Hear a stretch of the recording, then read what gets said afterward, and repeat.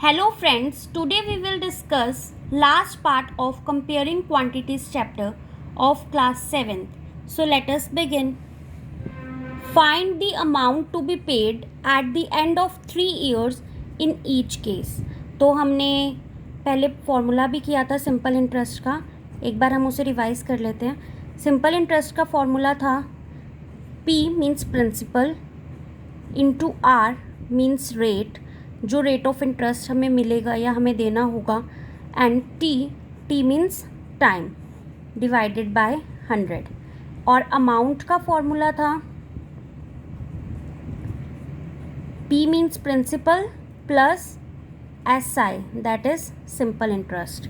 तो हम यही फॉर्मूला अप्लाई कर कर इन दोनों क्वेश्चंस को सॉल्व करेंगे.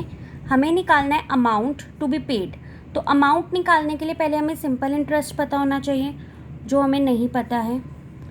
सो simple interest will be SI is equal to same formula P means यहाँ पर हमें प्रिंसिपल गिवन है 1200 into R that is rate जो कि 12 है, इंटू टाइम जो कि हमें 3 ईयर्स कहा है, डिवाइडेड बाय 100. तो जब हम इसे मल्टीप्लाई करेंगे तो पहले तो हम 0 से 0 को काट देते हैं, उसके बाद मल्टीप्लाई करेंगे. तो 12 इंटू 12 144, 144 इंटू 3, तो 3 4 ज़ा 12, 13, तो 432 रुपीज़ जो है वो हमारा सिंपल इंटरेस्ट आ गया. अब हमें निकालना है अमाउंट जो कि हमें भरना होगा 3 साल के बाद. तो प्रिंसिपल प्लस सिंपल इंटरेस्ट, तो प्रिंसिपल है हमारा 1200 प्लस सिंपल इंटरेस्ट है हमारा 432.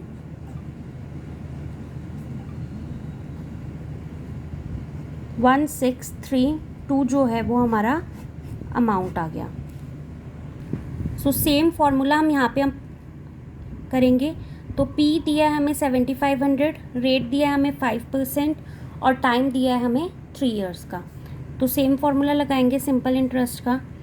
7500 that is principal multiply by rate that is 5% और multiply by time that is 3 years divided by 100. तो 0 से 0 कैंसिल हो जाएंगे. देन 75 इंटू 5 375 इंटू 3,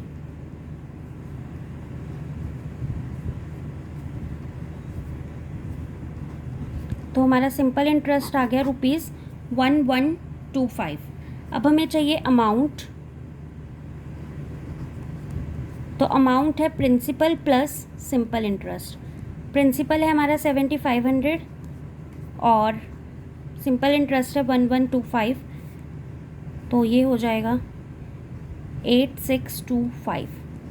तो हमें 3 ईयर्स के बाद ₹8625 वापस मिलेंगे. What rate gives ₹280 as interest. तो हमें इंटरेस्ट दिया है that is ₹280 on a sum of ₹56,000. Sum of rupees means आपको प्रिंसिपल भी गिवन है जो कि है 56,000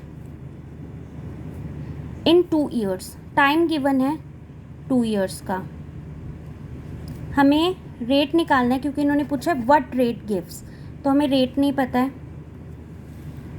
तो फॉर्मूला पहले हम सिंपल इंटरेस्ट का ही लगाएंगे क्योंकि उसमें हमें 3 वैल्यूज़ गिवन है, 4th हमें निकालनी है. सिंपल इंटरेस्ट 280 गिवन है, प्रिंसिपल हमें 56,000 गिवन है, रेट हमें नहीं पता, टाइम हमें 2 ईयर्स गिवन है, डिवाइडेड बाय 100. तो 0 से 0 कैंसिल और रेट है यहाँ पे 560 है और 2 है, आपस में सब मल्टीप्लाई हो रहे हैं. तो R को हम एक साइड छोड़ देंगे, यहाँ पर मल्टीप्लाई हैं तो इक्वल टू के उधर जाकर डिवाइड हो जाएंगे.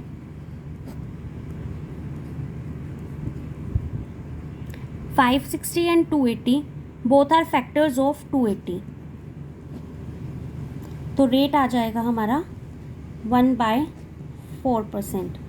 तो 1/4% रेट जो है वो 280 रुपीज़ इंटरेस्ट देता है 56,000 को. If Meena gives an interest of ₹45 for 1 year at 9% rate per annum, what is the sum she borrowed? तो हमें सम नहीं पता जो उसने बोरो किया होगा. प्रिंसिपल हमें नहीं मालूम है.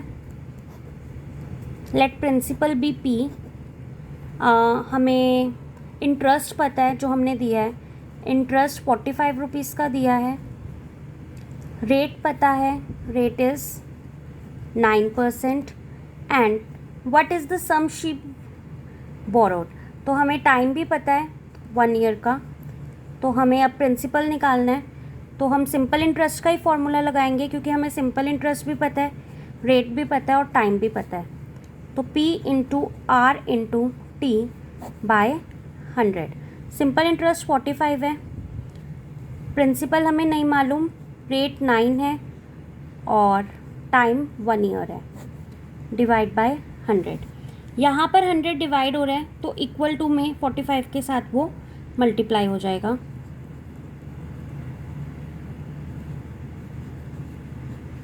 नाइन यहाँ पे मल्टीप्लाई है तो इक्वल टू के उधर जाकर 45 और 100 से डिवाइड हो जाएगा. 9 and 45 both are factors of 9. तो 9 के टेबल में 45 5 पे आता है. तो प्रिंसिपल आ गया ₹500. तो 500 रुपीज़ मीना ने बोरो करे होंगे, उसके लिए उसने 45 रुपीज़ जो है वो इंटरेस्ट दिया है. If you have any doubt regarding this chapter, so please clear them by commenting on video. Thank you for watching.